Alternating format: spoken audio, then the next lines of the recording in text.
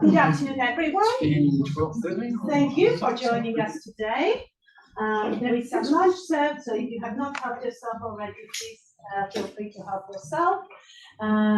We are delighted here to host Professor Riyad Shahjahan, who visits us today from Michigan State University in the United States. We have an interesting program. It's not only just a talk, but full of other things as well. For about 2 hours, we'll have nice conversations, I suppose, and interactions. Let me tell you a little bit about our speaker. His areas of research interest are globalization of higher education policy, temporality and embodiment in higher education, cultural studies in higher education, and deep anti-post-colonial theory. He has been conducting both empirical and theoretical research, focusing on the role of transnational actors and processes such as international organizations, global rankings, media, in globalizing higher education policy. He has been rethinking the traditional objects of study and practices in higher education, such as temporality, pedagogy, and globalization, from global and non-Western critical indigenous perspectives.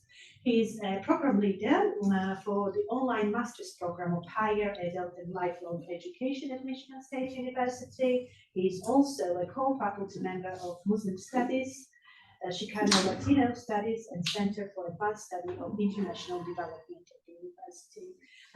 We are really delighted to have this opportunity of having Riyad today with us. And today's session title is Mobilizing, Whiteness, Race, Futurity, and Globalization of Higher Education, based on a recent chapter, I think, that was published, that I downloaded, so you can also download for free online if you copy paste this title. Yes. Excellent, floor is yours. Online participants, I hope you hear us all right, and I will be on the chat as well, so I will be monitoring that, and you can come in at any time when we have opportunities to come in. All right, hello and good afternoon. This is actually my first time ever to visit Oxford, and look how I brought the sun, right? I want to kind of first I want to acknowledge Simon and Maya for inviting me and organizing this, and as well as I want to acknowledge Chris and Alex for setting this up, because I would have no clue what to do here. And thank you for taking the time to be here. And I get to meet some of my colleagues. Many of you probably have saw them virtually in a little box, and so it's nice to actually meet people in person. I just want to give you a quick sense of the agenda, if the keyboard works. Okay, it's not moving. All right, let me. Okay, it's not moving. Sorry.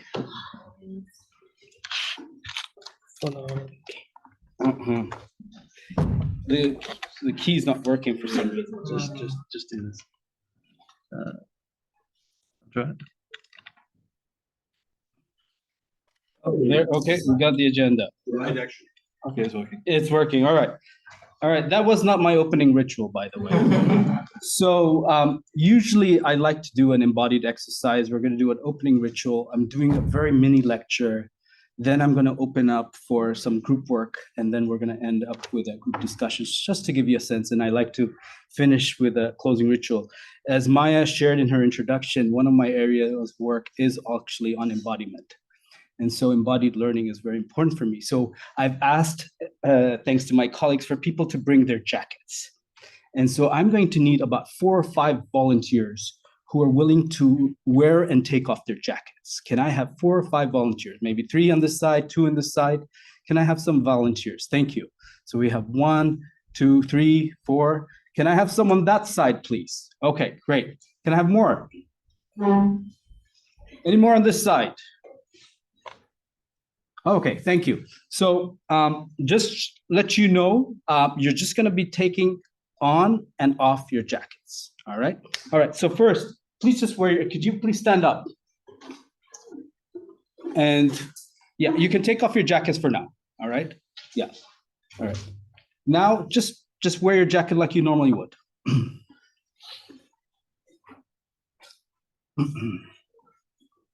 And please, others, just observe, okay? Thank you. Oh, hoodie's good. Great. All righty. Can we have you take off your jackets? And just hold on to them. You don't need to put it back yet. Just hold on to them. All right. Okay. All right. This time, I want you to wear the jacket, but this time be conscious of which hand you put in first.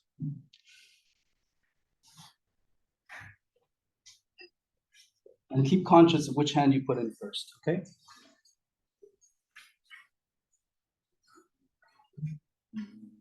Okay, great. Please take off your jacket. You do want to put your hoodie on this time? No. You can take off your jackets again.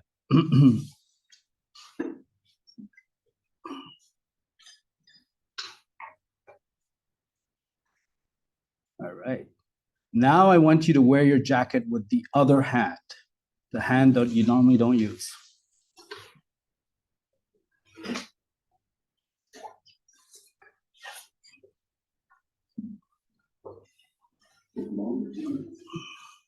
Okay. All right. Thank you. You can take off your jackets one more time. We're going to do something different. This time, let's see if you can pull this through, okay? Please take off your jackets.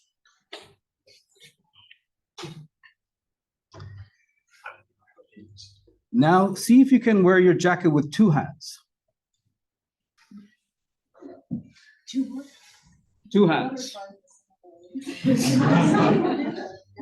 Two hands. Both hands. Sorry. All right. I think that's it. Thank you so much. Is it okay if I can use that?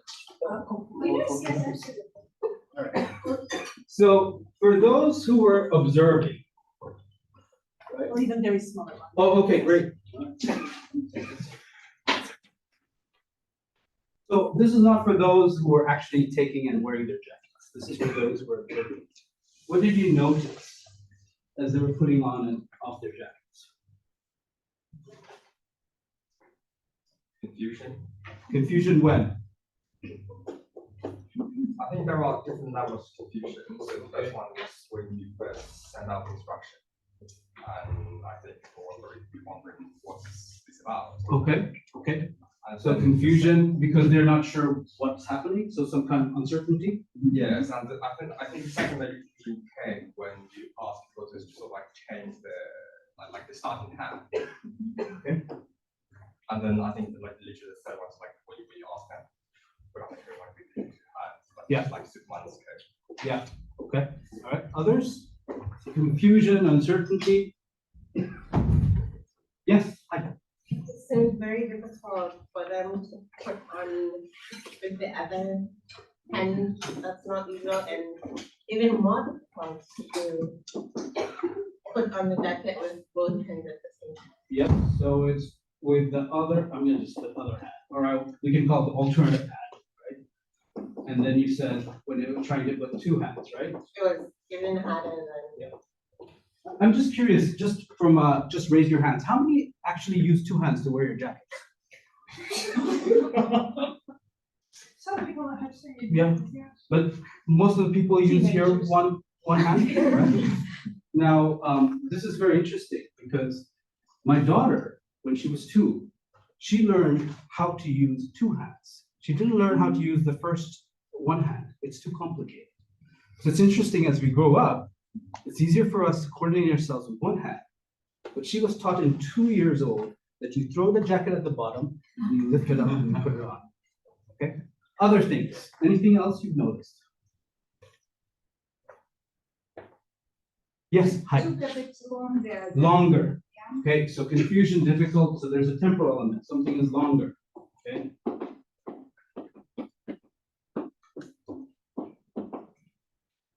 Anything else? Yes, I think also hesitation hesitation. when changing the routine, if you want to call it that, of the first hand versus the alternative hand, and then of the two hand. Okay. Thank you to the audience. Now, for those who are actually doing it, what were your observations? I needed more space to put it on the two hand. You needed more space, right? Okay, I like that. So spatial. So in order to do something, you need some form of spatial configuration. Yeah, like To I was do conscious something. that if I had tried to do that otherwise, I would have Yeah. hurt other people. Yeah. Actually, I wasn't sure if people could pull it off, but I was very impressed. You know. Others? Yes. Hi. There's like even when you said to put it on the other hand, my arm automatically went to. Okay. Okay. So there was something automatic, and so you had to kind of. Okay, that's very interesting. So it's similar to that, but the routine. Okay. Yes, sir. You had I think something. along with the routine aspect, just thinking about, gotta do it the other way. Okay. And for those who are putting it on, were you aware that you were putting a hand in first? Just curious. Were you aware that you put your hands in first? I'm not sure many of you. No. You weren't even aware that you. Heated debates with people about which way to put your backpack on. Oh, yeah, yeah. Yeah. That's an interesting exercise too. Yeah, yeah. I did like my friends have strong preferences. Yeah. We've never had this discussion with jackets. With jackets, okay, okay. So you had something at the back. You wanted to say something, yes. Yes, I was just observing that with different types of clothes we were putting on, because I was also observing. other Right, people. right, Yeah. I right. feel like my coat is more easier to like. Yes, put on yes, longer, like. yes. Okay, this is interesting because we talked about spatial configuration, but the material itself mediates, right? So there's certain types of jackets, maybe if it's wider. Okay, great, okay. Yes, hi. Actually, it takes me a minute, oh no, it takes me a second to think about when you say change another hand, because Yes. before this, I never realized which hand I'd use first, to Yeah. where we're close before this. Yes, yes. So somehow it just brought to surface something that you normally would usually just do, right? So brought to surface. Okay. Any other comments or observations? Yes, hi. Yes. Sorry, I feel imitate each other when we are in a group to act this action together. Okay. So actually seeing others Yeah, helped you. yeah. Oh, interesting. Okay. Huh. Okay. So there's something about a social aspect of this too. Okay. Right, okay. Very interesting. So there's some kind of social cognitive learning going on as well. Okay. Any other comments or observations from this jacket exercise? So you see, I got this, I don't even remember when I did this, but I did it in grad school. And I forget for which class, or was I the one? It's like I forgot. But I have done this exercise all over the world. It's fascinating. I did it in Japan, and it was very interesting how people responded. And so today I'm doing it at Oxford. So hopefully you'll remember this if you don't remember anything else from this lecture. But thank you. Again, I want to give a quick hand of applause to those who participated. So, I mean, I want you to keep those words in mind. Confusion, right? Difficult. Something about alternatives. When you try to bring alternatives, it becomes difficult. It becomes confusion, right? It takes longer. Temporal element to it.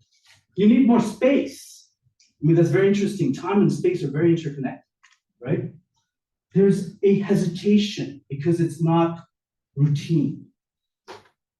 And then you talked about the types of material can also mediate how you would wear just something that's as casual as wearing a jacket. But there's also social aspect. I found that very fascinating, that it wasn't just an individualistic exercise. It's how you observed with each other that you did something and learned something. Okay, very interesting. Okay, so you're wondering, what the hell does this have to do with this talk, right? So I think it's really important to think about what orients us. Okay, what orients us? What does that mean? What orients us? In other words, an orientation is where we start. By starting from somewhere, we make something reachable, right? So many of you probably were not aware. I mean, the jacket is reachable in so many ways, but you oriented yourself in a particular way and you become unconscious. You've been doing this since childhood, right? You become unconscious of which hand you would put in. So there's an orientation. And what's so powerful about orientations is that it's so invisible until someone comes and asks you to do something different, right? Okay, and so something about the embodiment is important. Another thing that's really to think about is I could have told you these things, right? I could have said, oh, you know, if you wear a jacket, if you change it, that would be a particular way of knowing, okay? But I asked you to observe others, but actually to participate in it. So there's something about the body that is also important when we think about orientations. Bodies orient us in certain ways. So right now, for instance, I'm looking towards you. I can't see what's behind me. So just like any orientation that helps us to focus on something, it also masks us. So for instance, by you wearing the jacket with one way, you have been obscured that you could wear the jacket with two hands. Like my daughter did, a 2-year-old, right? I mean, I didn't even know until she did that. I was like, oh my gosh, what a genius. Because, you know, when you're trying to teach little kids to wear a jacket, they struggle. And so in school, when they did this, it was like, oh my gosh, and she felt so liberated, right? So two hands is something we've been doing, but we've been socialized in certain ways for my daughter to now use one hand. And now when we ask you to use two hands, it's like, oh my gosh, what is this? It becomes rocket science to some extent, right? Okay, so this is what whiteness is all about, okay? Whiteness is a kind of orientation. It has become so invisible. It stands for the normal, right? So by whiteness, what we're referring to is a narrative structural position, rhetoric tropes, and habits of perception that stands in the norm, just like you putting your hand in, right? Not really aware, but it's just so normal, it's around us. Whiteness is a state of knowing and being. Just like you putting your jacket in. It is a way of knowing and being because you had to first orient, and you probably didn't even know it, but your body knows it. Like some of you were saying, it's so routine that your hand just follows where it needs to go. It's implicit. It's not explicit. It's implicit knowledge that you direct your body in a particular way.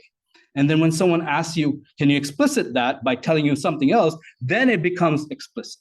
So in other words, it is an implicit form of knowing. That's why it's a way of knowing, but it's a being. You actually do something with it. You're just not making sense of it. When you're wearing a jacket, you're wearing it. It's not just you know through your implicit knowledge, but you're doing something. So it's a way of being.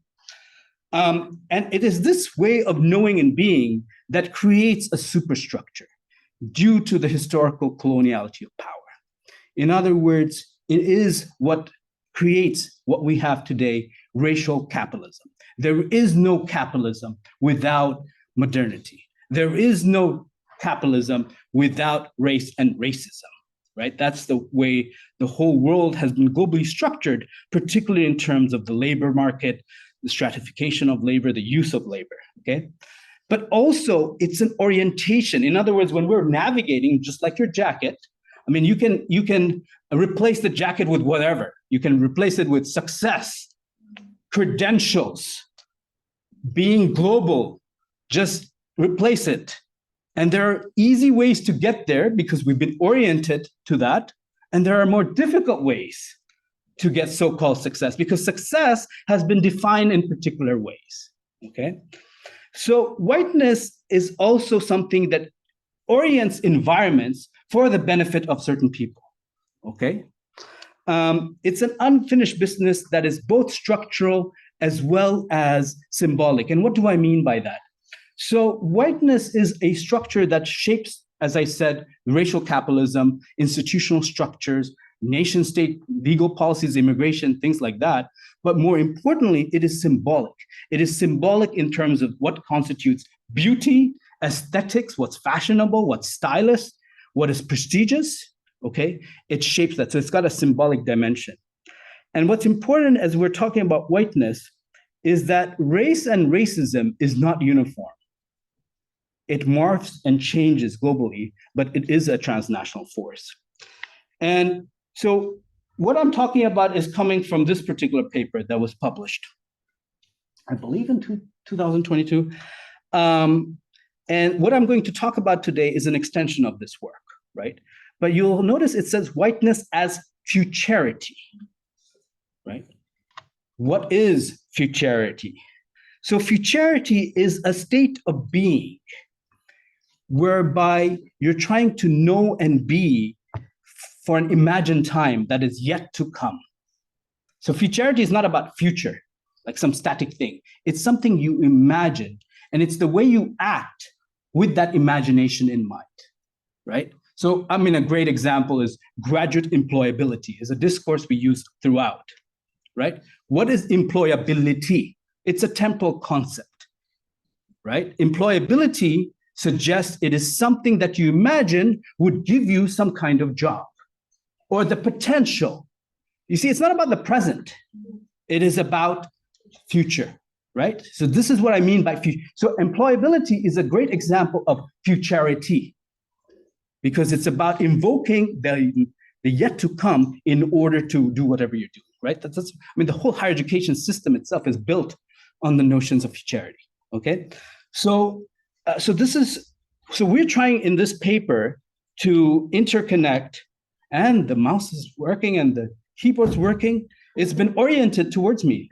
Okay, so what's important is whenever we think of race and racism, oftentimes race and racism gets conflated about the past. We always talk about racism as if it's some kind of historical thing that's shaping what we're doing today, right? But in doing so, what does that do is that with that kind of historical trajectory, there is then an implicit assumption in it that as we move in the future, as we move through time, race and racism will dissolve. It will no longer be there, right? And so what whiteness as futurity is trying to do is to invoke the idea that the yet to come is actually colonized by whiteness. Okay, the yet to come is colonized by whiteness. And what do we mean by that? Whiteness shapes our future aspirations. Whenever we're looking for future, it's embedded in whiteness in terms of particularly when we're trying to accrue global subjectivity. And I'll talk a little bit about that in terms of examples that will show. Because it becomes the way in which we wear the jacket for a future success, right, in a particular way, we also invest in it, okay? We invest in it because by wearing the jacket, we will become Superman or whatever you want to be, right? And here I'm talking about being global, is wearing that jacket. So we invest in it. And the investment is not just material. What's important is it's also affective. In other words, there's emotional investments involved in it, okay? So it's not just material, putting money, putting time, things like that. There's an emotional investment. Hope is a very important one, right? It gives you hope. I mean, it's tied to aspiration, but that investment that you do. And what's also important is that whiteness as futurity is also about, and this element is quite different, and I'm going to spend a little bit of time talking about this more in the next slide, is that it's malleable. In other words, it shapeshifts across the world. It shapes and reinforces local hierarchies, okay? So this is based on Michelle Christian's work, which shapes the way we look at whiteness. Because oftentimes when you look at questions of racism in global higher ed, the discussions tend to be within what I argue about methodological nationalism. In other words, we look at racism in the context of within a bounded national container, like racism in the US higher education, race and racism in UK higher education, particularly when it comes to race and racism towards international students, international faculty. That's where most of the discourses happen, and that's very important. But what we're trying to do is to show that racism is actually a transnational phenomena. It's not just bounded in national containers. It transcends that and goes across these bounded, so-called bounded national containers. And in fact, these national containers reinforce race and racism within as well as in response to larger global forces of whiteness. And the reason why I put this diagram there is because there are intensities of whiteness, okay? And so here on the top, you'll see that we call the whitest of the white, USA and the UK, Anglo-America, okay? Then it goes down to Western Europe, Australia, then we go down, and at the bottom is Sub-Sahara Africa, okay? Just to kind of give you a sense of how the world is operating, and this is a historical process. It just didn't happen like that, okay? But what's also important is when we think of whiteness in terms of nation states, we also have to think about within how it reinforces local hierarchies. So, for instance, there's the white Americans who have access to whiteness and privilege around the world that my African American brothers and sisters might not have. You see what I mean? All right. Same when you go to white European, white Australian, white South African, and now this is where it becomes interesting. Whiteness is not just something where only predominantly white bodies reside. It's all over the world. So if you're Han Chinese, which is very interesting, the word Chinese comes up, but never Han Chinese. We use Indian, Chinese, nation state categories that obscures the dominant group that represents those nation states. And that's how those racial hierarchies get projected. So if you are Han Chinese, white Brazilian, high caste Indian, Habashas, right? Then you will have access or easier to access whiteness because of the ways in which the local hierarchies have been constructed in response to whiteness, okay? And this is what many people have a trouble. They get the whole whiteness in Anglo-America, but to understand whiteness operating in so-called non-Western context is important. And that's what's powerful about the malleable nature of whiteness. It moves from this idea that it is a thing, but rather it's a process. And it's a process that doesn't have to have white bodies there because non-white bodies can reproduce it by the inflection that they have from local hierarchies. Now, what's so interesting is you might have white privilege as a Han Chinese in China, for instance, but then you move to US America, suddenly that so-called whiteness privilege is gone. Okay? Suddenly you might have access to credentials, blah, blah, blah, and then you move to another predominantly white region. Suddenly your accent comes in, you're racialized in particular ways. You will not, even if you are an Asian American, the people will ask you, where are you from? Okay?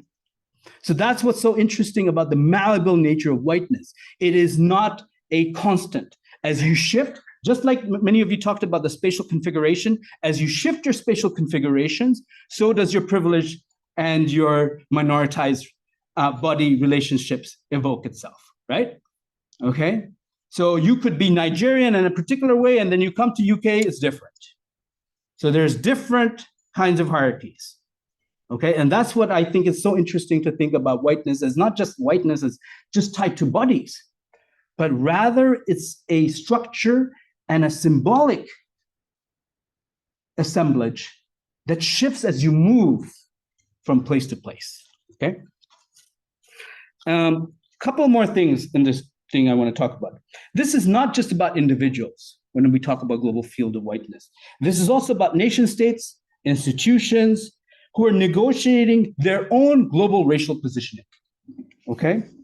And they try to deploy different forms of racial capital, such as symbolic, economic, cultural, social, and aesthetic, in order to go up the so-called racial hierarchy. The global field of whiteness is reflected and inflected within national, local, racial categories. So for instance, I mean, I was in India earlier in February, and now with the Hindutva movement, particular categories are being privileged over others. The legal system is such that those who may come from a, say, Dalit background may not have the kind of security that those who are coming from majority bodies, high caste Indians do, right? Okay? The same could be said about Eastern Europeans as they're trying to navigate, they're trying to move away from this so-called move towards more Western in aesthetics and so forth, as they are trying to show themselves as different from the post-Soviet, okay? So different bodies are trying to navigate whiteness in certain ways. And as I said, this idea that, whiteness is not something you just carry everywhere, it morphs and changes. You might have white privilege in one place, you might not when you go somewhere else, okay? All right. So I wanted to spend time on this particular concept, that people get the aspiration part, they get the investment part, the malleable part is where people get tricky, because then they say, oh, what's going on with China and so forth? I'm like, wait a minute, right? Whiteness operates there too, okay? So whiteness as malleability is an inherent characteristic of whiteness that makes its futurity possible. Hamburgers go everywhere.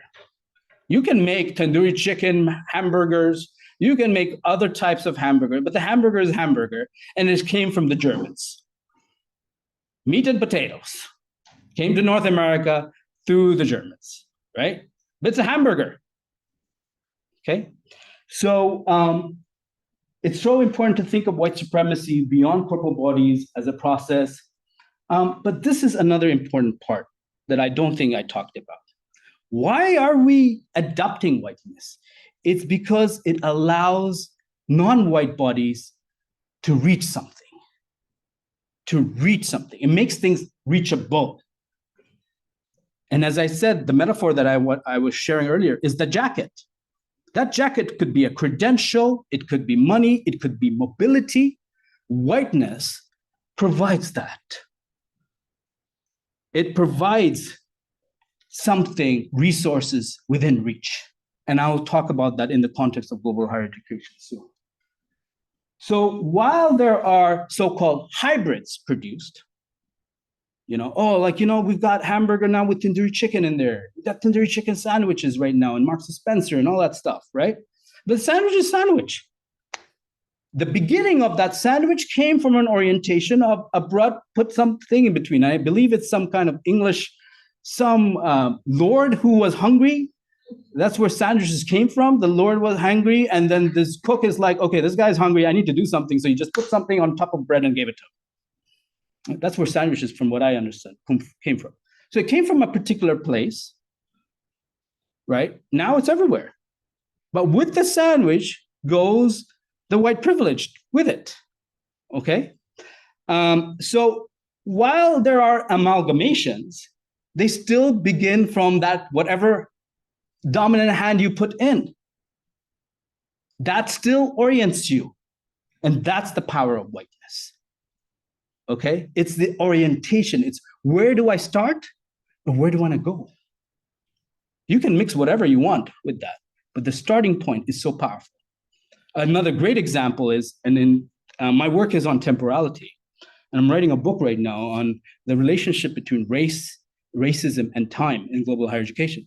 And guess what? I'm going to GMT, Greenwich.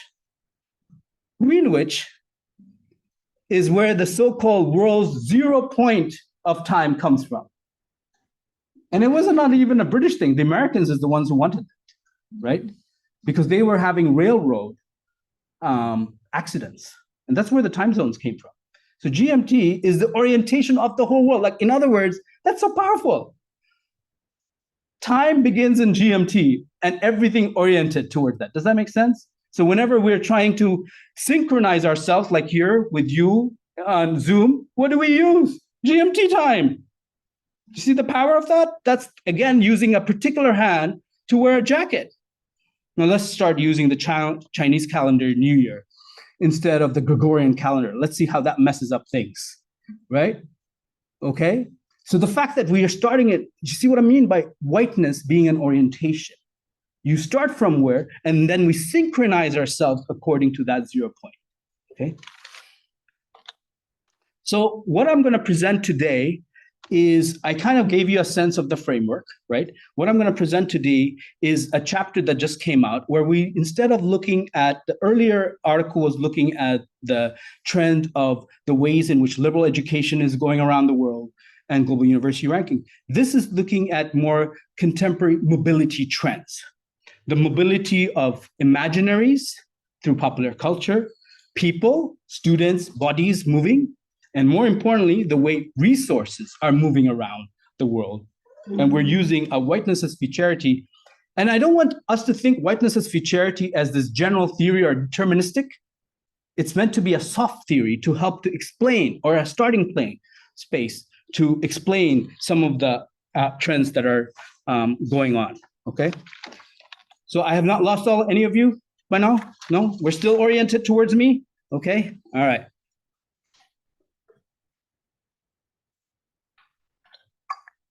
All right. This is one of my areas that I love. I don't know how many courses have you taken in Oxford that teaches you how to analyze popular culture? Do you know? No? I mean, this is something I've been doing. And the reason I started looking at popular culture is because I teach in a graduate school, or what do you call it, postgraduate school.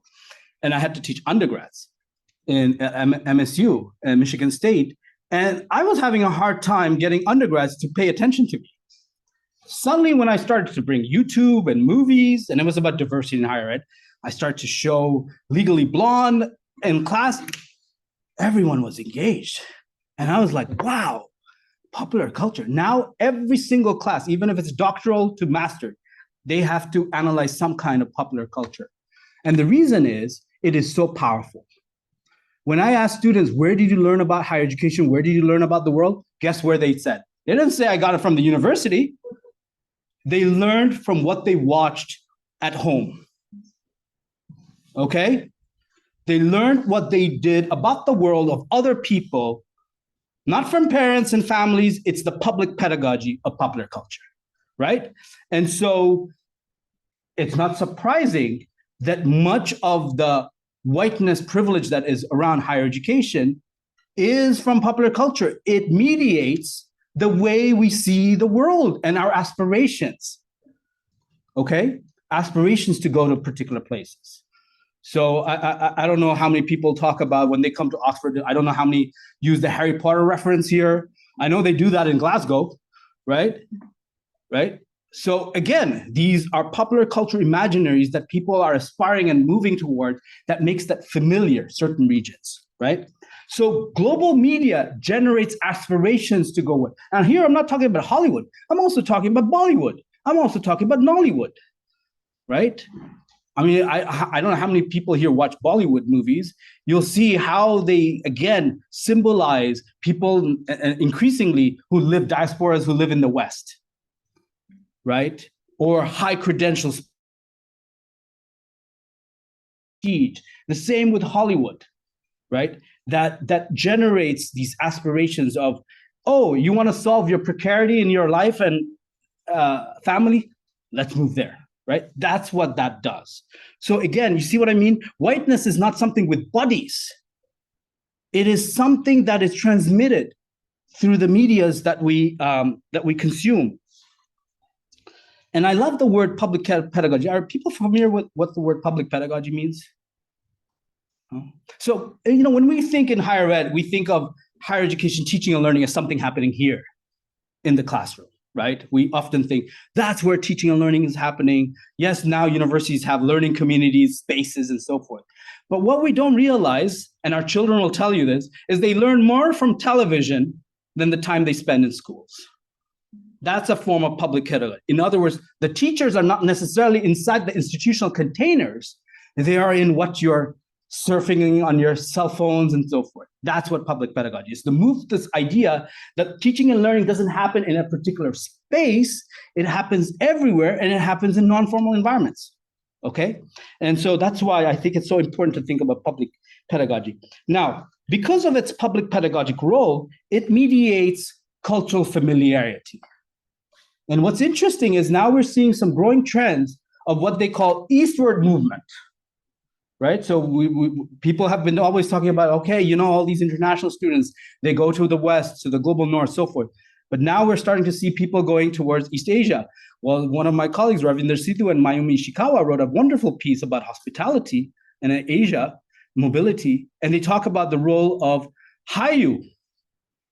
This is the K-pop culture that is dominating, that is making people now want to move. K-pop, manga, anime, Japanese, Chinese soap operas. In other words, by watching things, you become more familiar. Okay, this is another reason why people are now moving. Students are moving eastward. Okay, so so that just shows again the malleable nature of whiteness, that even now East Asia provides whiteness as something reachable. Okay, and I'll talk a little bit about that. I mean, beyond just the media, then you have institutions branding. How do they brand? There have been studies on East Asian universities, how they again use white bodies in order to attract and symbolize that they're global. Okay? The branding efforts even here in the global north towards the global south, that through English and so forth, you will have this kind of success, right? So the branding efforts, the cultural familiarity. So media projects the idea that the grammar of success is embedded in whiteness by attaching positive feelings and aspirations to certain regions, right? While and the idea that you can solve your precarity by moving to those regions, okay? So that's very important for us to think about, is, when those who do not have the privilege to travel, they think we're living, or some people think we live in the US or wherever, milk and honey pouring, right? There's these expressions, though that's been complicated now with Netflix and all that stuff, right? So I think it's really important to think about higher education is not something that's mediated by institutions. There are other players, transnational actors, and that's why I talk about global media as a very important site in which masses of people are making sense of higher education. And what I'm arguing is those imaginaries, again, help to, let me go back here, to show what's desirable and what's not. I don't know how many movies have you seen about higher education in sub-Saharan Africa? I'm just curious. How many movies are out there about sub-Saharan Africa and college-going life? Okay? I mean, I'm just showing that to make it make it dubious. Okay?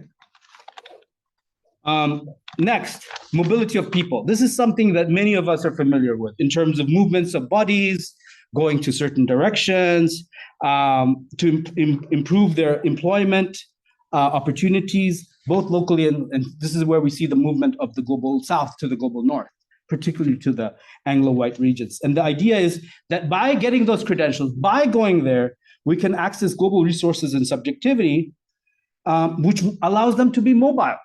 So there's a difference between getting a degree from University of Dhaka versus Oxford. Oxford degree provide, the blue, whatever, is it blue? I think it's blue trending. Helps you be mobile in certain ways, hence the aspiration. It makes perfect sense, right? There's resource behind that. There's a reason why Harvard, and I don't know if any of you read Ebony and Ivy. Have anybody read Ebony and Ivy by Chris Wilder? I mean, this is another thing my American colleagues need to talk more about. Slavery was the reason why Harvard is where it is today. Okay? Ebony and Ivy talks about the historical relationship between slavery and transatlantic economy that privileged and allowed Harvard and all the so-called Yale and all these universities to be and have the endowments they have. They have resources on the exploitation of Black and brown bodies. By the way, the first international students come to United States, guess who they were? Does anyone know who the first international students who came to the United States? Anyone want to guess? No? So the first set of international students who came to the US were slave owners' sons from the Caribbean. And they were, the US higher education folks were trying to convince the slave owners, why are you sending your kids to UK and Europe? We're nearby. Send them to us. And not only did they send those kids, they also sent the slaves with them. So in Harvard, there were not just dormitories for the sons, there were also slave quarters so that those sons would be taken care of. Another history we don't talk about. Harvard's great today. But this history, again, obscures the privilege, right? So global resources and subjectivity, I know I am going all over the tangent, but I'm here from the United States, and sometimes we have these very rosy images of US higher education, and there are a lot of historical inequities that often people are not talking about, right?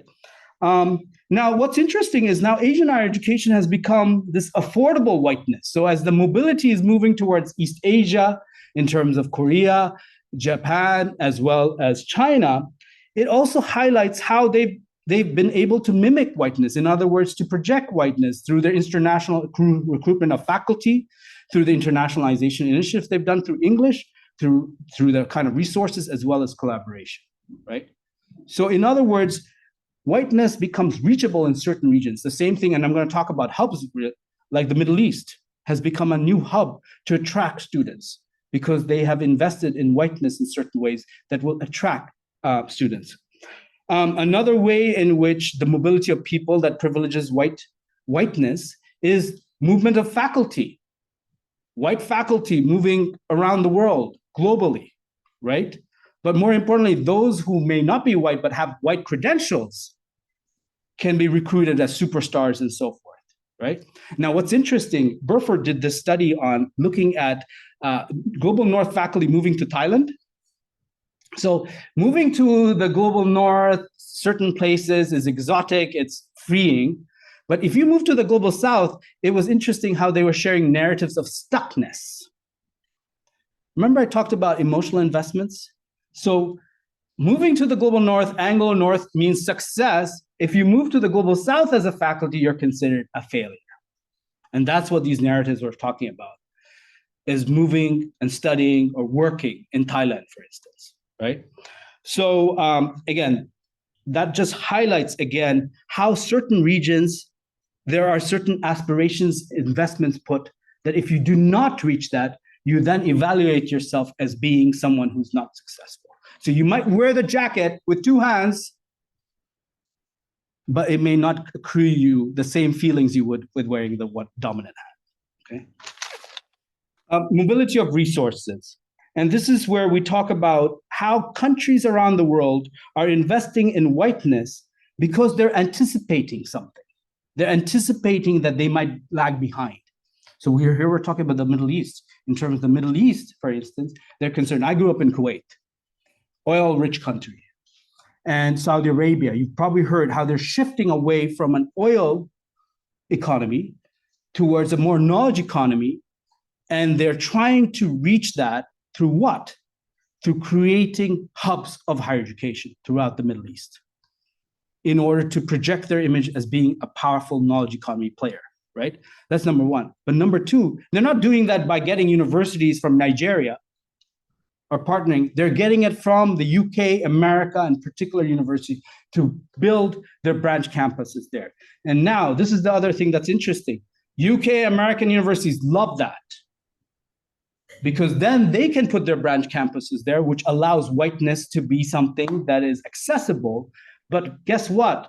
It's not the US higher education and the UK universities paying all of it. It's the local players who are paying for these branch campuses to be erected. In other words, local non-white regions are investing in having these branch campuses there because, one, they want to curb the flow of students outside to keep them within, right? So the discourse around internationalization at home, right? But two, they're trying to attract the market of international students toward them by arguing you can get what you want. Just like what I talked about. That's why I gave you the example of the transatlantic slave owners' kids. There's a similar argument that's being made now. Other global frontiers that you can send your kids to. Cheaper, close by, close to your family, things like that, right? But in order to do that, you are partnershiping with particular types of institutions, right? And then finally, we see the resurgence of education hubs. Hubs are happening in Middle East, in Singapore, in certain regions, where again, they're trying to create a knowledge city. Again, to attract investments, attract people. And again, this is where racial capitalism plays a role here in terms of constructing spaces where whiteness can be consumable. Okay? So with that, I'm going to end. I just wanted to give you a quick overview of how, I mean, I don't know if anyone read this, our chapter, but now it's going to be available. But you've been probably been able to read our Whiteness as Futurity piece on looking at global rankings as well as liberal education. But this is something that we see also. And, you know, I would be interested in how else you see this manifesting. We could say same thing about scholarly production, knowledge production, many areas that I'm not going to go into. But I think what we're trying to do here is this is not a paper that's going to give you Monday solutions.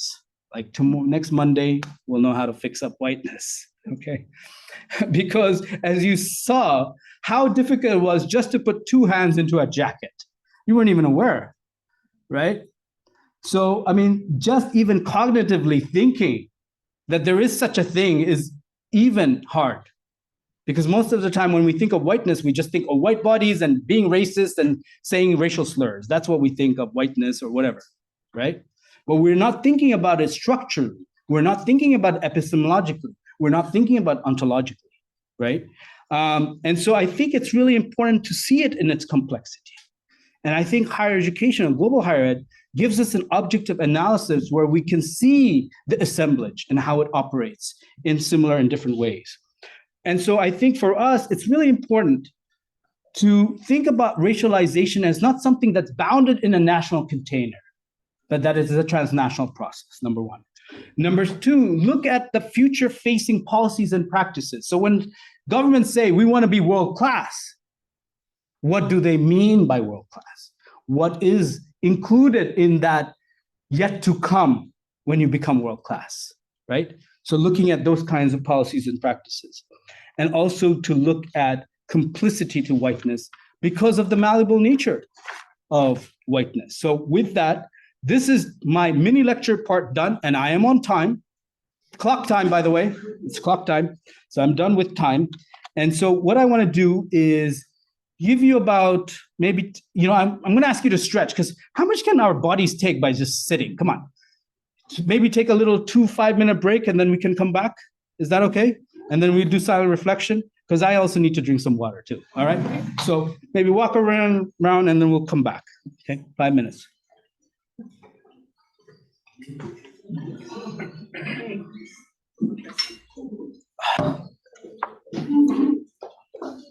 I don't know if it's true about Lovewatch is a novel format. And that's how you see that playing.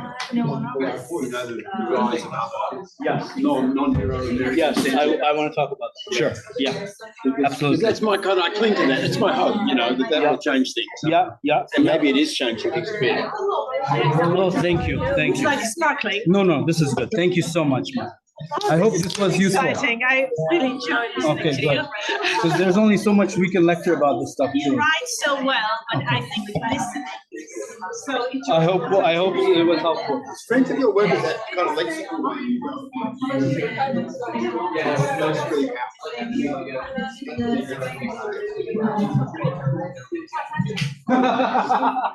The word international. I'm like, that was nice. That was really nice to know. Yeah. I really enjoyed that. Makes it stressful. Because it just goes to show that it's quite a deep mind, isn't it? I mean, you can just keep returning to it from it. And just that interrogation of international, just that term is right, like good for 40-minute talk.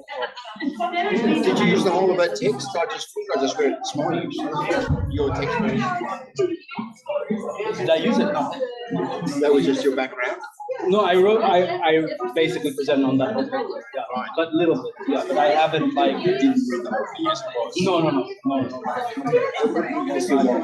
It was too long. No, I only had 15 minutes, but I basically.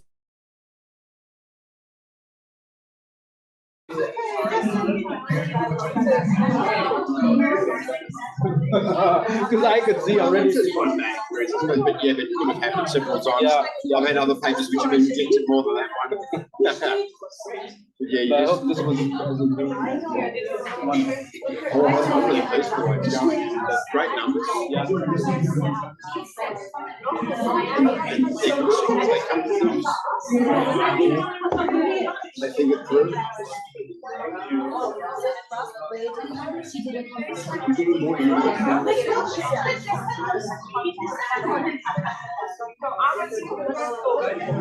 Hey, Jane. It's a great session. Oh, thank you. Thank you. Well, it's great to have all of you here.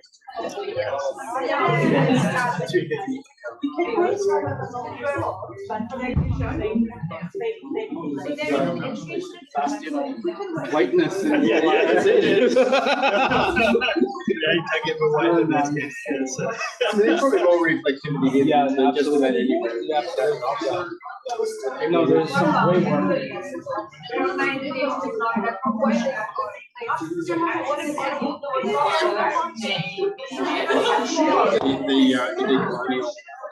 Reflexivity, and Rafi's a lot. Rafi's really strong. You know, she's going to power things along for 2 decades. Yeah, no, right. But she's more educated as well. She's got a little bit of higher ed. Yeah, no, she is. She's more educated as well about the policy. I think it's sort of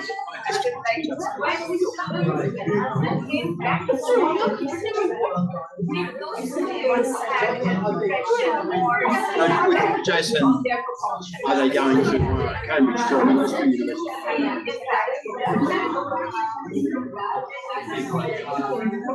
Jason's primarily, I think, in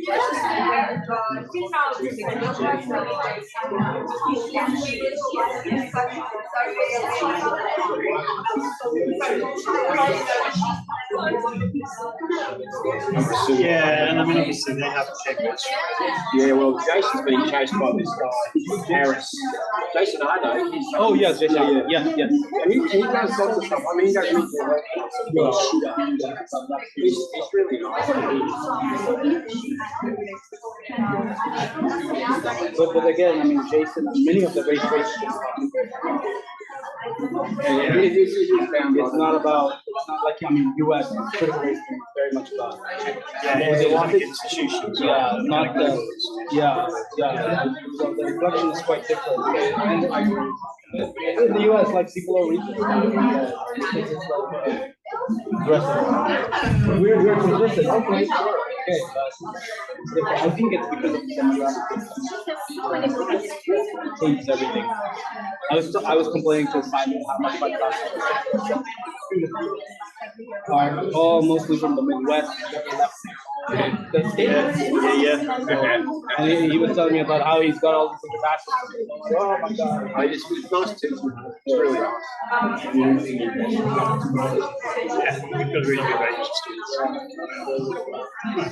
They're all investing in whiteness. Oh yes, They of are, course. yeah. That's why we have to talk to them about it, right? Well, I mean, the ideas fixates them too. I mean, your paper is with President is really strong. It's the one which has had more impact than any other in the last 2 years. I'm sure. It's telling me that we've always set an assignment question on it. Yeah. And all answer. And then 85% will do that question. And Really? 15% will do the other 3 questions. Students are here? Some of them are, Oh, yeah. really? Oh my gosh. Okay. They probably know more than me. You know? Some people get really, some of the best students get really. Probably because it enables people to think about critical race theory and global. Yeah, exactly. Versus in a national. That's right. It makes sense to globalize.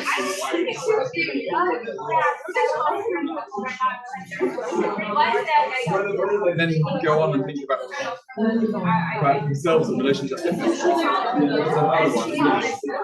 People can take all kinds of stances on it. They can celebrate their own success in investing in white. Yeah, validates their decisions. And also, more importantly, how that plays out with the that is where I think it's not a mistake. How does this shape the dynamics in local national.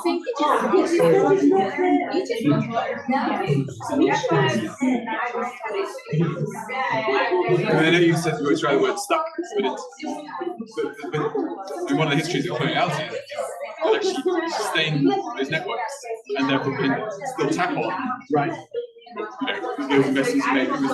Yes, exactly. Like the Commonwealth. Yeah.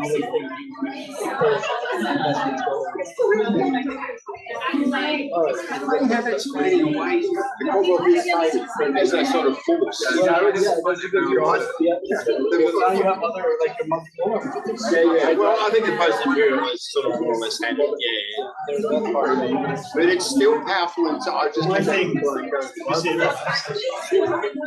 that was full of people from Africa and to some extent South Asia, Middle East. I was about to tying the institutions together to be. Very interesting. Yeah. Caribbean is actually the front line. It's really interesting to see. Because the qualities are really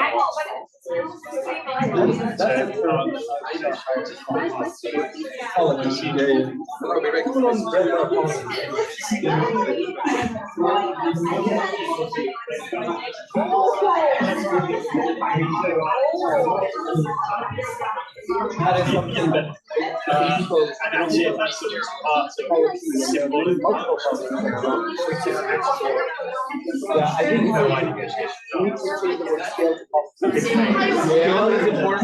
the beginning finally after all this time frustrated with scale. Right.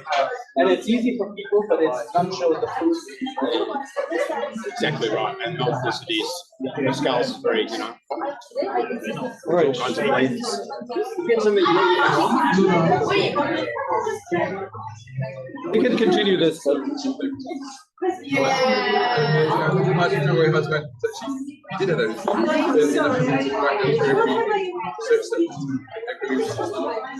Yeah, but you can probably have Sorry.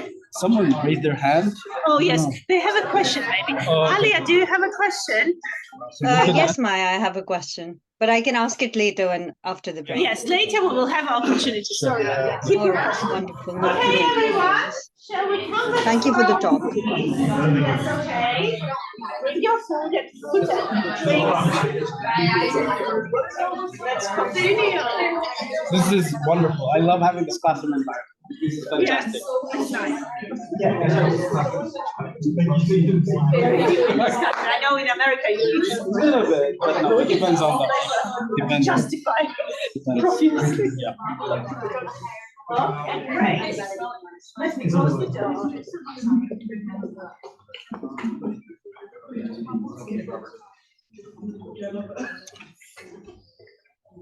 All right, so you had some embodied action going on, right? Moving around, stretching a little bit, eating, fantastic. All right, so what I'm gonna do is kind of do a more like a meditative practice now. So you have, I'm going to count you off to 3 groups, okay?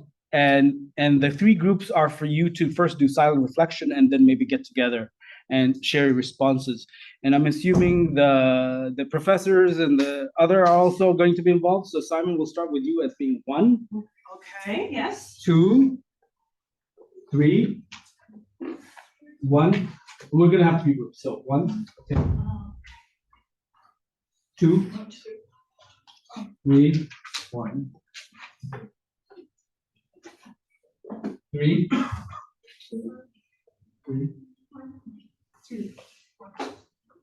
3. 3. That's all right. 1. 1. 1, 1. 2, 3. 1.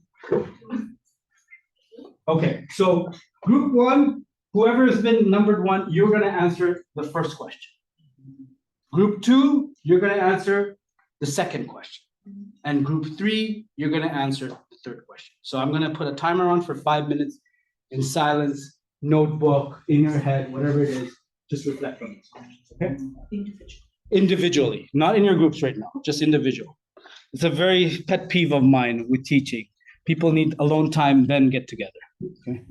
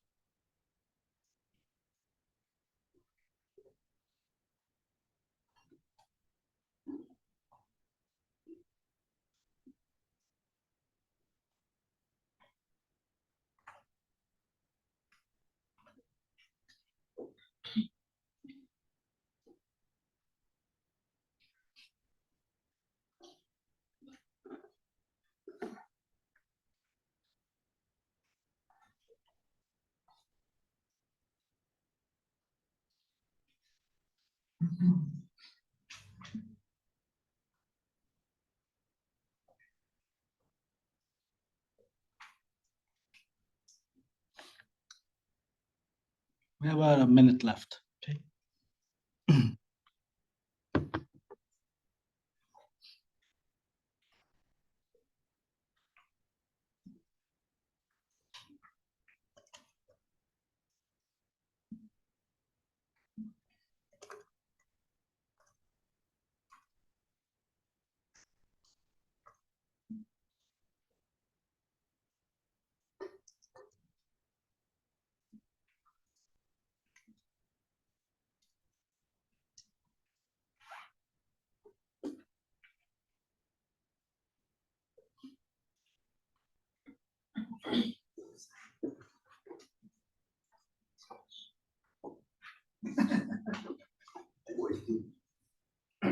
Same person's things.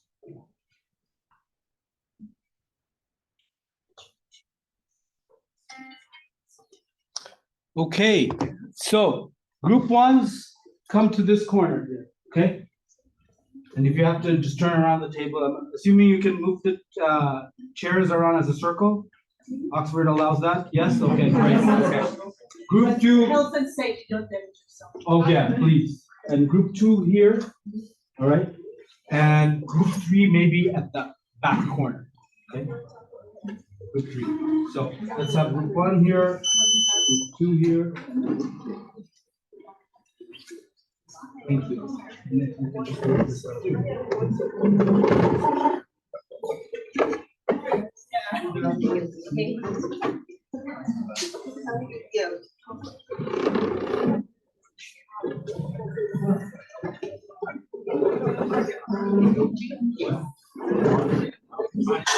Group 1s are here, group 2s are here, and group 3 is there.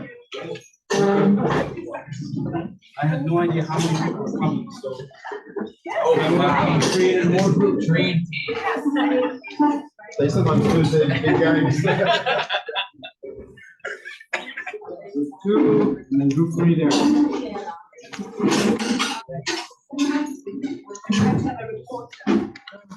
Yeah, yes. Can we have one person volunteer as the observer and report back from the group? Okay. And all I'm asking you to do is quickly share, because there's a lot of people. Quickly share and notice any similarities or differences. Okay. So would you like to Nice to see everyone. Good to see everyone. Do you want to run it? Do you want to do it? I wonder if, I mean, I'm happy to share discussion. And by the way, you have about 20 minutes. Forgot to mention. So have you all had the chance to reflect a bit on how your personal experiences resonate with the whiteness and spirituality? I can see nothing, and maybe I wonder if you would like to share a bit of your. If you allow me. I'm from Bangladesh, and the first question that was asked to us is that how you resonate your personal experience. I have seen, not from the racial perspectives, but in my country and the regions around it, I have seen the practice or tendency in the communities where the minorities, especially the religious minorities, they have this tendency to migrate from one country to another, where they can find like the people who who are from the same religion, who live in a majority of number. So what happened is that that there was like after independence in Bangladesh, I think after 71, there has been a cultural tendency that people who are religiously minority, they tend to migrate to India just to feel that okay, we actually belong to a majority group, and so that we can access to other privileges and social privileges and economic privileges that the majority people get. So there's a tendency that I have come across, especially in my region and in my country. And also the second question that was asked is that the problem of framing whiteness. I think whiteness, if we just look at the racial perspectives of not of whiteness or blackness or particular, but I think that just if we just go beyond the racial perspectives, I think there is a limitation of identifying racial ideologies as well, because you can find whiteness in a black woman too, in a black man too, in a brown woman too, because sometimes what happens is that when they try to fit in a certain community or a certain society, sometimes they actually adapt to the popular culture or adapt to the popular whiteness in themselves. And sometimes what happens is that they try to think about, like, okay, if we have to fit in this society, we have to think like the white people, or think like the people who are in majority now. So yeah, that's from me. Thank you. That's great. I agree with what has been said, and my personal experience is as a researcher. So I think maybe there are like politics of evidence of citation, and so maybe a lot of people will cite a lot of publication in English, which might be like a language doing research, and also that will influence people's choices of research topics and the theory they use in their research. So I think that's kind of a whiteness in doing research. And I think the limits of doing that is that researchers around the world might adopt the norms or standards of the Western dominant academia, and which will kind of against the process of self and of people in and kind of suppress the subjectivity of the individuals and also the nation. Thank you, Ingen. And sorry, I should maybe ask you to introduce yourself. Yeah, sorry, I'm Pranita. I'm a first year DPhil student and I'm from Bangladesh. My research topic actually my research topic is right now all over the place, but I'm currently looking at education, gender during COVID period in Bangladesh. Perhaps another one and my research topic is about research on research and the localization of China's social science research, and my supervisors are Alice and Shane. Lots of people know each other fairly well because of the master's program, which is nice. Maybe we should go around the room quickly. I'm Simon Marginson, Professor of Education. I'm Zach, MSc Higher Education. I'm Lavish, I'm also in MSc Higher Education. I'm a research associate in the I'm Elisa, I'm doing a postdoc at the Center for Global Higher Education. Hi, I'm Xin, and I'm a developmental lecturer in higher education. We're seeing more through the white. I've always found Riyad's argument really convincing since I read it. What I say, it explained a lot of things really well. I think one of the things it explained was why, because I sort of work on international education mobility. You know, that's one of my topic areas, has been for a long time. And the thing that always puzzled me a bit was why the US and the UK were so strong. You know, even compared to the other white destination countries like Australia and New Zealand and Canada.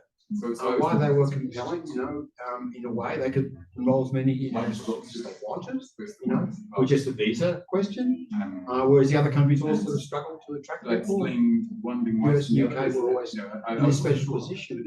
And you know, the argument was put that maybe the living experience is better in the UK or in the US, or maybe the job opportunities are better. But when you actually boil it all down, the living experience in the UK is not necessarily better than Canada or Australia, say, and the job opportunities are not good either unless the post-study work visa rules are kind of relaxed, and they're only relaxed some of the time. So there was something special about those three countries, and what Red did was he explained that in terms of you know, the sort of peak whiteness policy.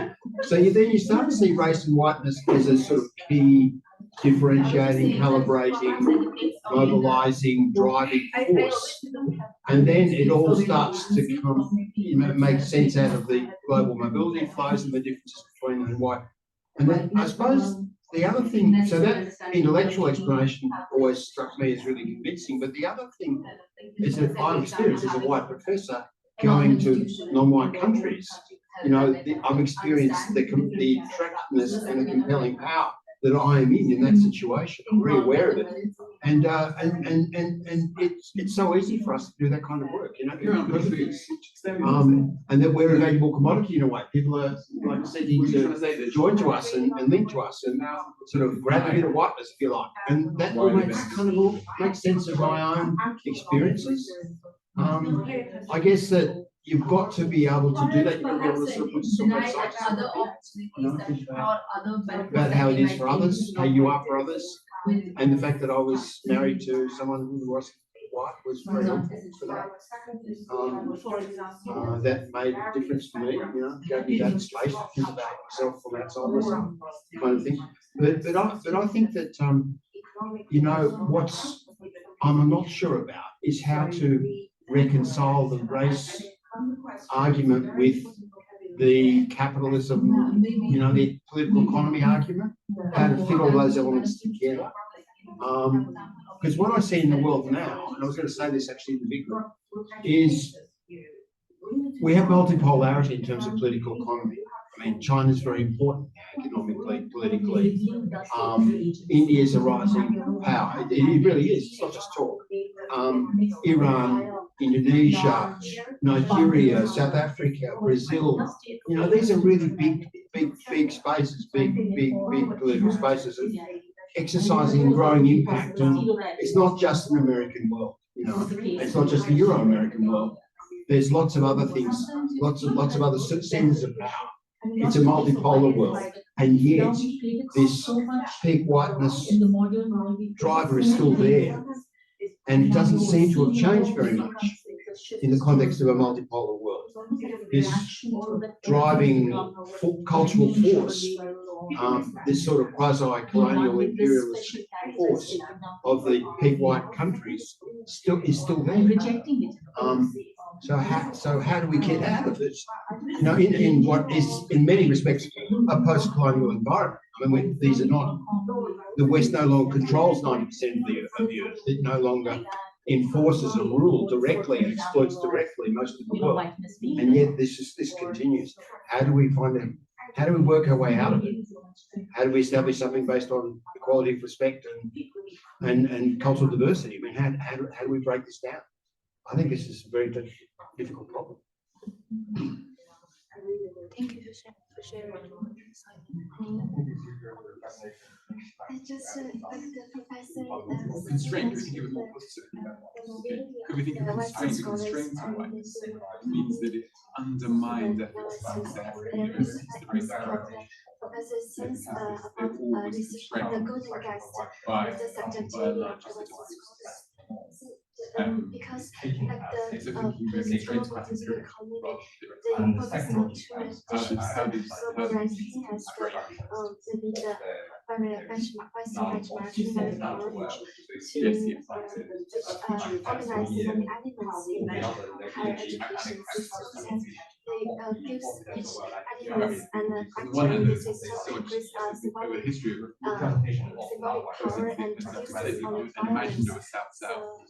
Sort of Just like the ancient, we also know before about the Chinese characteristics in research. Whatever the structures are, they're pretty malleable. As I really new color in this multipolar field, and China is also making efforts to balance the Chinese characteristics in international knowledge communication, the global so-called global standardization in SICS. I'm also very interested in researching and I think it's really important to do some future policy on policy analysis that's remains.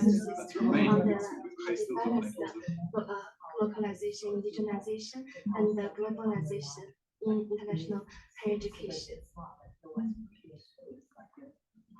I think that's more like a soft power, the status of Anglo-American cultures. I'm not sure it's like Simon's question. I think before, because of like the global capitalism, which maybe UK and US because it's like hard power, like military or economic power, and then it's played in a more smart way. Like to soft power, like to have a lot of discursive power by maybe global university ranking or just some academic standards, and if like China adopting like incentives for joining the game, they use the same role, at the same time reinforce the learning. There are all sorts of ways. The very way we structure pedagogy is shaped by this as well. I think it's another experience that resonates me with Whiteness and the Futurity. Me being sitting in the museum, Oxford is one of the biggest examples. Because I believe that the whole system is working according to promoting the whiteness, particularly in terms of Anglo-American model. Because there is no other option if I look at the student from where should I go and study if I'm graduating from a good university within India, which is giving a good information or knowledge to me.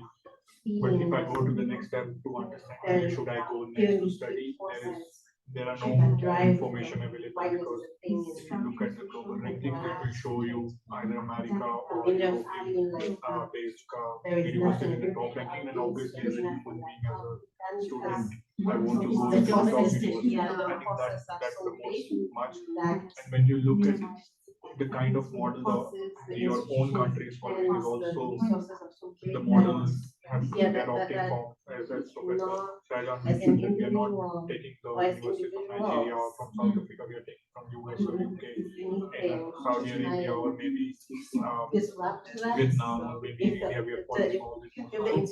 I think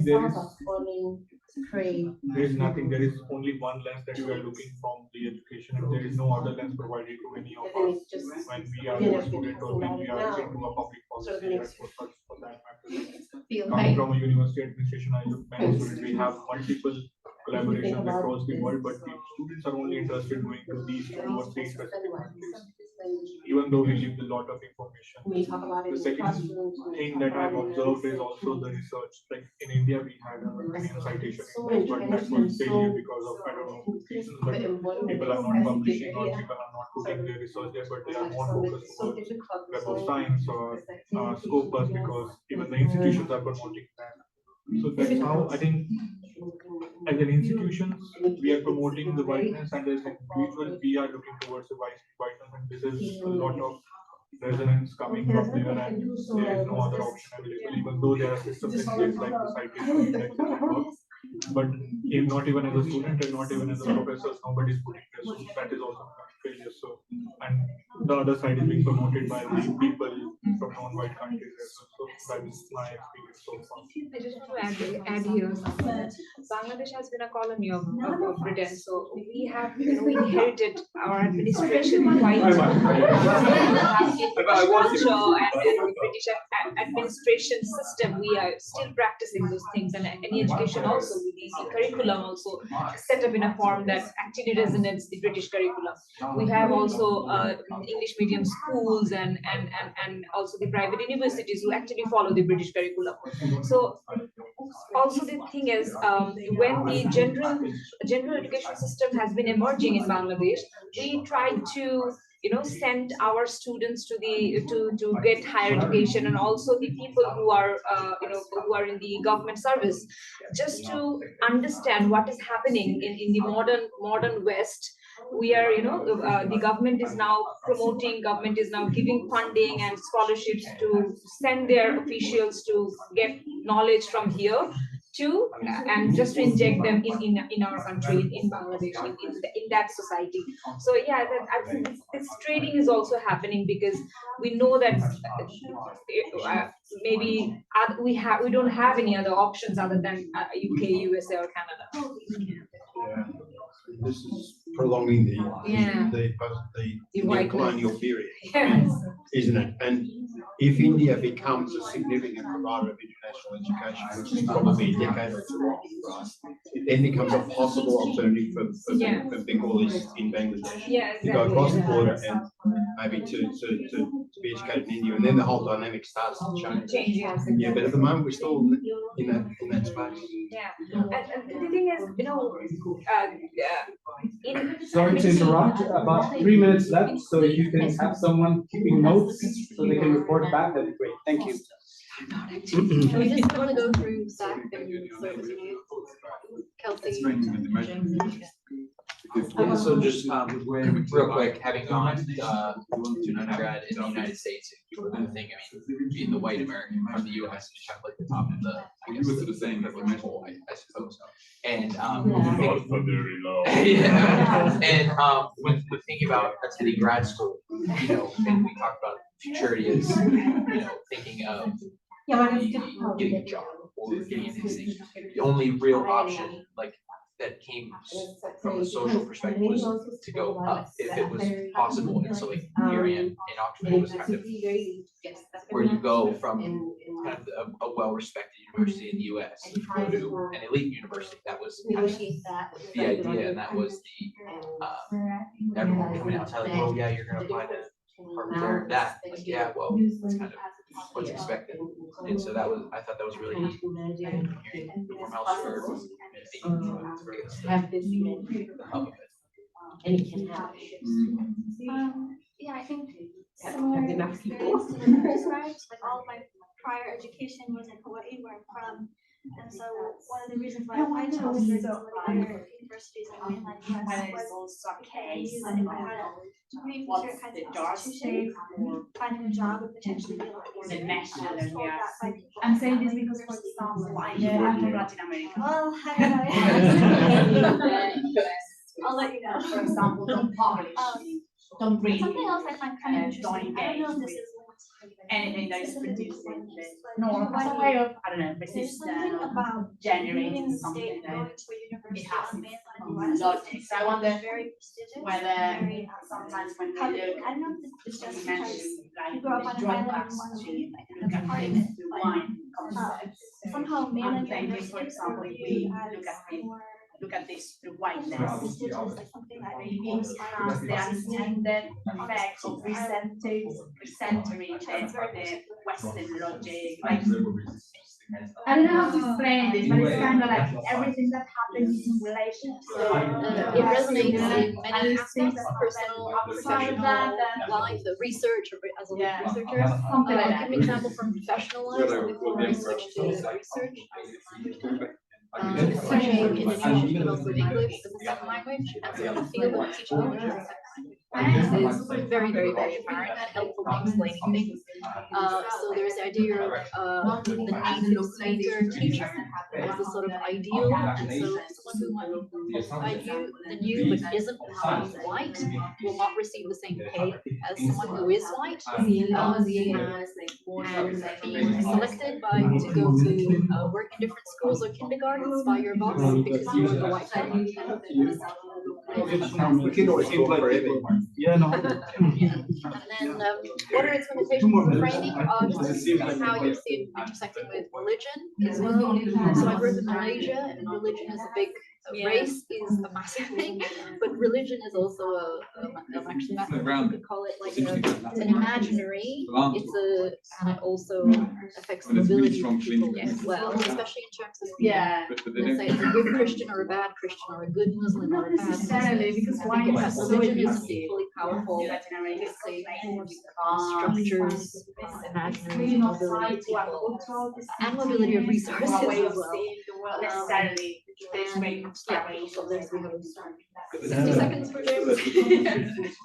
I don't think I could understand this. There is a sort of sense about this concept of Yes. I think it, And I think a lot also of it's it- interesting in this relation with the futurity, in the sense My- that there is my this experiences of expectation that the population will I become think we talk white about at some point in the participation rate future. growing because of aspiration. Yeah. And So something linearity. which helps us Yeah, yeah. But there's a limitation, I do think that race isn't the only defining discursive aspect of religion. But there are other aspects which I think shape flows of people, shape mobility, shape aspirations, and shape outcomes as well. So I think it's sort of acknowledging that there are other complex discourses is important. And I think while this has really huge power in explaining where we are right now, it doesn't necessarily explain the geopolitical shifts that we can potentially see in India, in China, and it maybe does down indigenous knowledge systems by framing it totally as copying the West. Actually, I think there's a lot of power reducing it just. Okay, folks. I know we can be here forever, but I can't be here forever. Okay. Establishing a cultural hierarchy, which has also got a regional All right. as well. Kind of nasty. All right. To the white side. Sorry, I need your attention, folks. So I know we can be here forever.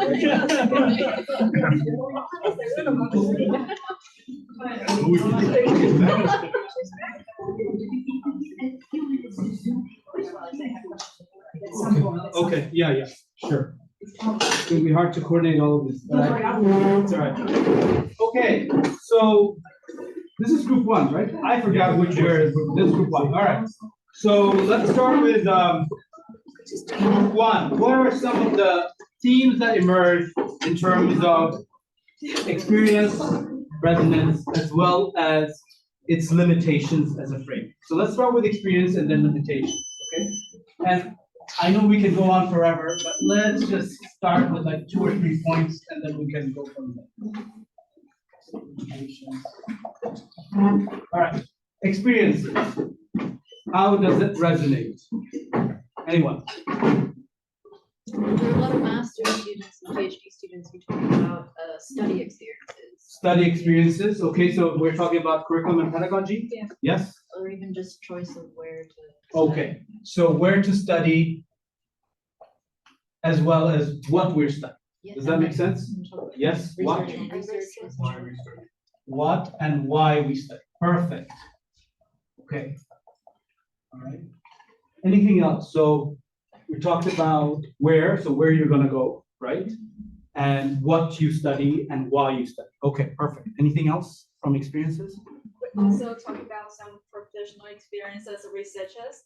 Yes. For example, like what about politics of citation. Ah, yes. Okay. Some Yes. theories. So again, in the question of what constitutes valid knowledge, Yes. right? So we talked about what and why, but that's also tied to knowledge production. What? Okay. All right. So citations. Anything else? I used to be a language teacher before I switched to research, so Yes. I talked about whiteness in the field of teaching English as a second language. Okay. Yeah. So the valid sort of holding the sort of native speaker British accent Okay. as Okay. like the only valid form of English. Yeah. Okay. So again, it's this idea of expert. What counts as expert knowledge, expert language, things like that. Okay. Are we good with the experiences? Yes. Limitations. Limitations of this frame. Maybe we could frame them as additions we wanted to explore Okay. next to. That's very kind. Such nice people here. Limitations has become additions. Wow. I wish reviewers were like this. You know? What could we add? I love that. That is such an asset base of looking at things. Oh, well, just that we don't have to subtract from, we don't. Okay, yeah. Sure. So we talked about religion. Okay, yes.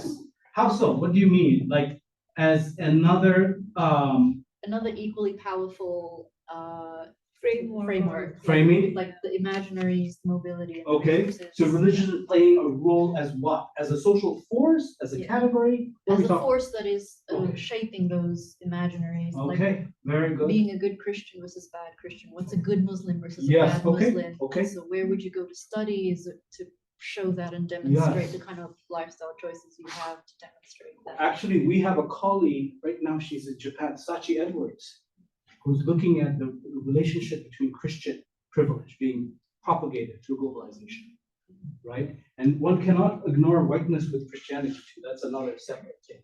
Thank you. Anything else? Racial ideologies, maybe. Okay, how so? Yeah, it's beyond like your skin color or the community that you belong. Sometimes the Okay. racial ideologies that you have in your mind, maybe. Okay. But I want to be very clear. We're not talking about whiteness as just skin. Okay? It is a set of assumptions. It's a set of orientation. But I hear you that in terms of racial ideologies can morph in different ways. Okay. Are we good with group one? Or is there anything? We almost got onto class, but didn't. Okay, all right, yes. I mean, class, a lot of these things is very much entangled, right? Because when we talk about whiteness, and anytime we're talking about political economy, class is a big part of it. Because when you look at the stratification of labor throughout the world, it is a very much a class orientation that's racialized, okay? But yeah, absolutely. So religion, racial ideology, class. Anything else from this group? And maybe also intersectionalities Yes. with other different aspects that Yes. are also shaping the social structures. Yes, of course. Like gender. Yes, of course, with gender. And also thinking about the power of imaginaries of the future, how it shapes our present. Mhm. If we're thinking there's no alternative future, then we're scripting a future towards the whiteness, and Yes. it may sound a bit determinist. But Yes. I'm curious to hear about the group 3, Yeah. the answers from group 3. Yeah, about no, this. and it's really important to think about the difference between imaginaries versus imagination. Okay, imaginaries versus imagination. Okay, are we good with this group? Good. All right, group 2. How else does it manifest that we didn't discuss, right? And what are its constraints? So, what examples do you have, and how is it constrained? Let's go. We spoke of language domination, I think it's already up there. Okay, yeah, but language, yes. We spoke of research funding access. Mhm. If you go to a specific university, you have access to funding for Yes. research. Okay. We spoke of global rankings. Global rankings, okay, yeah. Graduate employability. And then we spoke about syllabi, privileged authors in the syllabi that's used in higher education institutions. We spoke of methodological inclinations. Okay. How certain methods are preferred in certain institutions versus others. What did you call it? I loved it. Methodological inclinations. Inclinations, right. I love it. Inclinations. And then we spoke I'm learning so many new terms from you. I love positions, inclinations. Very cool. Okay. Inclinations, yes. Right. And then we spoke of research publications as well. Okay. You get access to certain, to publish in certain journals and so on. Mm-hmm. And then we spoke of gender issues also included in all of that. And I think the last one I might be forgetting was disparities in southern institutions. If faculty from the north go into the south, of pay, prestige, and so on. So that's how it manifests. What are its constraints? What would you, yeah. And then the constraints were, what if we're reducing everything to whiteness? What are we, reductionists? Okay, I like that. Okay. And then the differences in whiteness. Yes. Say, whiteness in Oxford versus whiteness in Harvard. Yes. Yeah. And what that manifests as. Yeah. And then we spoke of could this lens of looking at things take away agency from people? Okay. Versus them making specific calculations. Okay. And then we spoke of groupings in the sense that could sort of work as a constraint and take away agency again. Okay. And sort of push people to far right or whatever way they could go to try and respond to that. Mm-hmm. The global south institutions being constrained from improving their profiles because the global north institutions are constantly creating an environment where they are the ones up there. Yeah. Style of writing, teaching and learning, that sometimes, or not sometimes, always is focused on the West. Mm-hmm. We also talked about imaginary versus imagination and how it might be sort of difficult to negotiate those two. Mm-hmm. And the fact that sometimes resistance to whiteness, meaning, for example, we made an example of some faculty and scholars in Latin America completely resisting engaging with English. Yes. And how that also can sort of create a position where we are not even, there's no conversation between, right, because of that resistance. Yeah, okay, okay. And I think one of the, and then the other one was, it's easy looking at all of this to be very pessimistic, but to look at Oxford now versus Oxford 30 years ago, and that things can change and people can impact institutions. But I think one of the most powerful things that was said here was that whiteness is elusive. And so that is sort of, I think, the biggest constraint, that institutions, people can continue to try and get to it, but it is elusive and will continue to try and um, and get to it, and then it manifests in the way. Okay. Okay. I need help. Did I cover everything? Brilliant, thank you. I mean, this is such a good future research agenda right there. You take a picture and you can write so much, right? Of future research. Okay. Thank you, growth team 1 and team 2. Team 3, please. You're our hope. Yes, go ahead. I think a lot of our discussion kind of initially talked about points 1 and 2 because you can't really divorce that conversation. Sure. Because, but what we came to was the first step is really a nuanced recognition of what whiteness is and how do we like inform public perspective of that. Because we can talk about it in the seminar group, but how do we disseminate that knowledge? Is it through pedagogy? Is it through media and representation? How do we kind of recognize whiteness as something that needs to be minimized, resisted, or cancelled? We talked a little bit about kind of personal self-actualization, self-reflection, upon that kind of recognition, and how that can, through reflection and through reprioritizing based off of those reflections, you can change your own mindsets.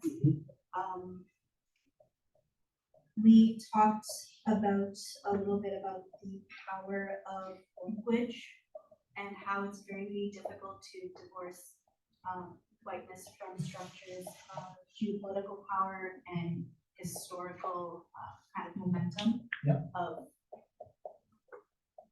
that kind of underlying base of racial capitalism and how it's kind of embedded in how our society operates and how, because whiteness is shifting, our centers of whiteness can shift. And how like, now we see like movement towards East Asia, will whiteness become something different? If we minimize the platform, how does whiteness transform?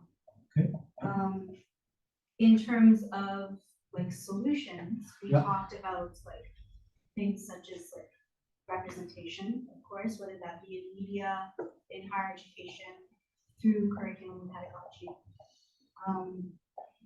and perhaps like devaluing structures which kind of upholds aspects of whiteness. So I thought about institutional ranking and how in the scope of global higher education and knowledge economy, employability, ranking is very much tied inherently to whiteness and racial capitalism. And if you kind of devalue a system of ranking, then you kind of essentially deplatform that method of performing whiteness. And then I think we touched a lot about like the language of research, of knowledge, and how English domination can definitely be one of those things which cause whiteness to perpetuate. I don't know if we discussed too much about how to resist that, but I think the logical reasoning would be to talk about like diversity in language and in intercultural communication. Wow. My goodness, look at all that. It's a lot.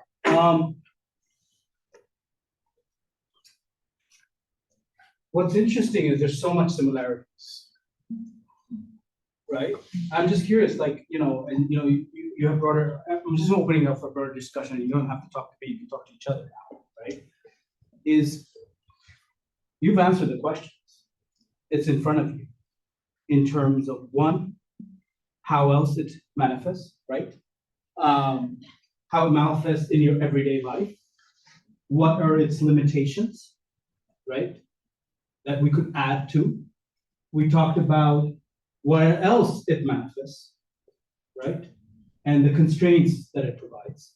And then finally, we talked about how else we could maybe try to transcend, but also the challenges in doing so, right? So questions, comments to each other, as well as what you have on the board.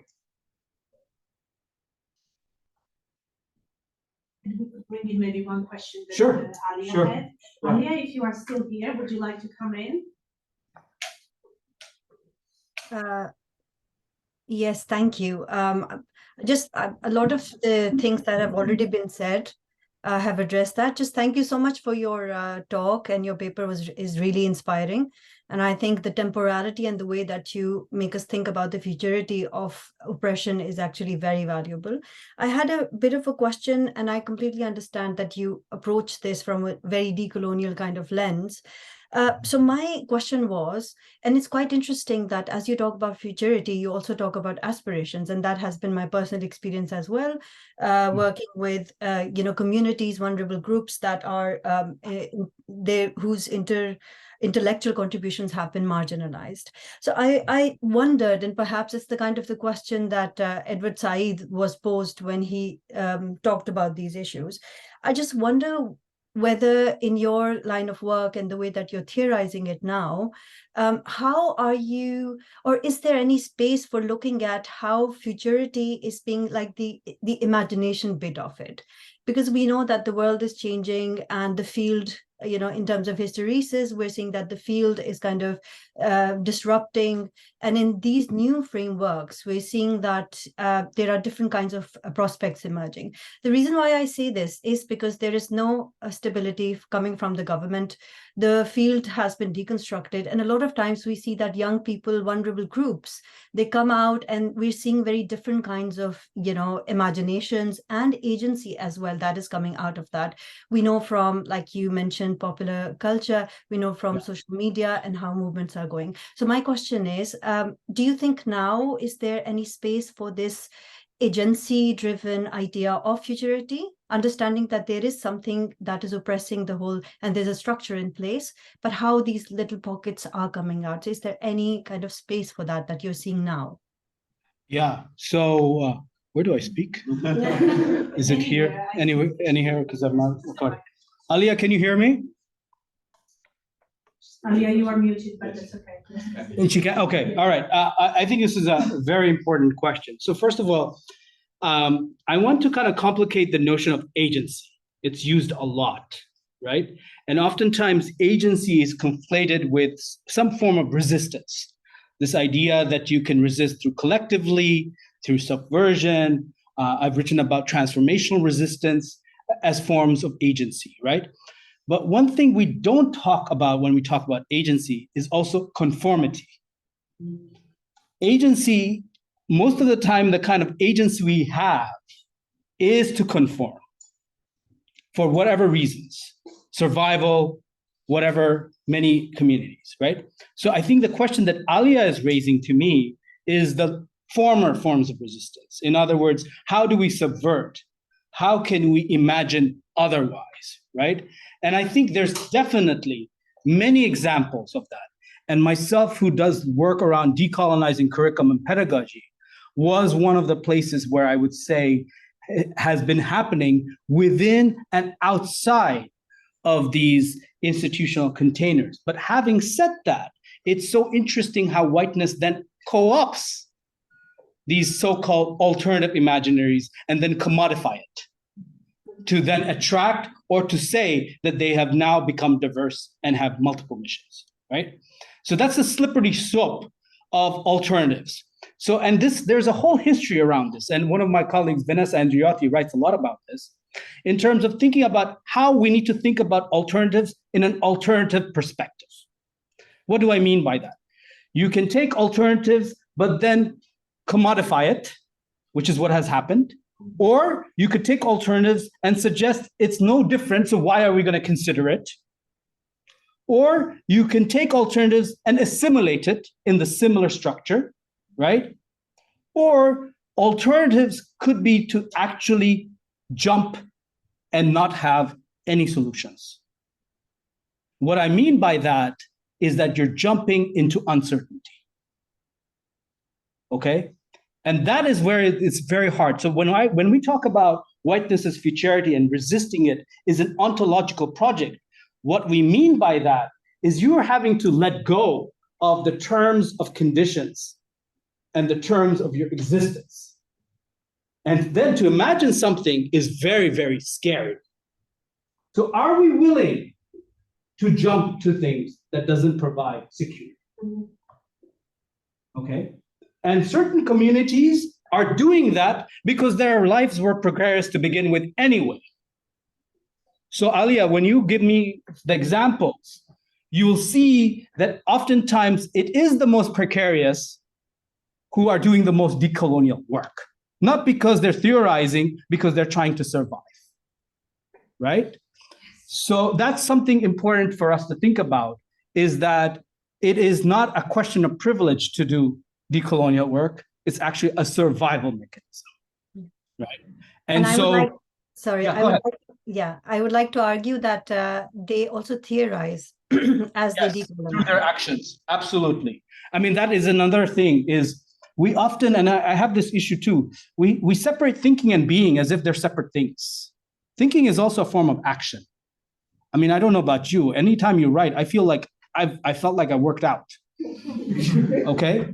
Or thinking. I'm serious. But there's this false dichotomy, Cartesian dualism, that thinking is separate and doing is separate, right? And that is also a very problematic idea. I'm not saying we should only be thinking, but Alia, your point about when people are taking action, they are also theorizing, right? Is a very important point, okay? I hope that answers your question, Alia. Thank you. Thank you very much. Others? I know we're out of time, but I'm around, so maybe in 5 more minutes, yeah? Comments, questions?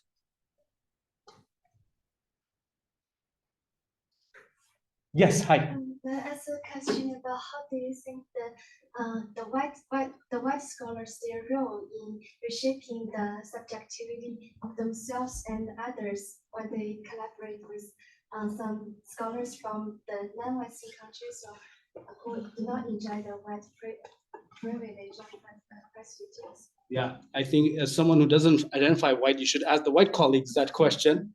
But I can say that there have been a lot of literature coming out from the Global South talking exactly about this. The question of ethics is very important in research collaborations, in terms of publishing. You know, as I was working on my book, there was this article, I don't know the name, but I can share it with my colleagues later, talking about, are you willing to wake up at 5 a.m. to pick me up? And basically what these are African scholars situated in Africa, talking about the disparities of time. In other words, when they come to the West, no one picks them up, right? But when they have to go from the North, people are so concerned about their security issues that they're picked up, taken, and the disparities in time investments, in who opens a rep car press and who doesn't, right? So that's just one example of, and then they give a whole list. So I can share that with the colleagues and they can send, and they give a whole list of what could you do as someone who is from the Global South and you're collaborating, what can Global North scholars do, right? So collaborative writing, things like that. I mean, it's not the solution, but it is a starting point. Yeah, but thank you for that question. Yeah.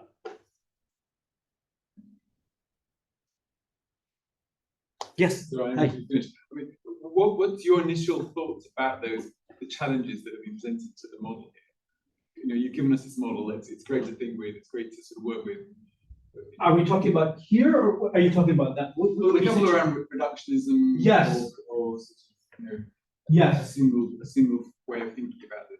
Yeah. No, I think that's a very important point. So I think to answer your question, let me start with why we did this, right? I think that might be helpful. So some of you may be aware that I've been writing about methodological nationalism, and this idea that when we think about social phenomena in higher education, we tend to conflate society with a national container model. And therefore, when we want to articulate solutions, we do it in relation to the nation state and its structures. Similarly, critical race discussions in higher education tend to also perpetuate this notion of methodological nationalism, whereby we look at race and race relations as embedded and maybe informed by outside, but mostly what's embedded in terms of the racial hierarchies within the national container. So for me, who grew up and lived transnationally, I experienced race and racism, like many of you, across the board. It wasn't like, oh, I came to this age and now I feel this, So it started to ask questions about where are the more globally oriented, more transnational that transcends this kind of national boundary. And what hit me is most of the time, colonialism was never a nation state acting thing. It was always a transnational thing. The idea of race emerged because of encounters, not because someone stayed in one national container and just stayed there, right? So the transnational mobility evoked questions of race and racism. And so to some extent, this is just a starting point to help maybe gauge with these transnational dimensions. And perhaps it is definitely reductionist because as anyone who writes any paper knows, there's so much limited spaces, right? So for instance, the first paper was on rankings and curriculum. This time it's about mobility, but you've given me a huge agenda, right? And not me, but everybody else.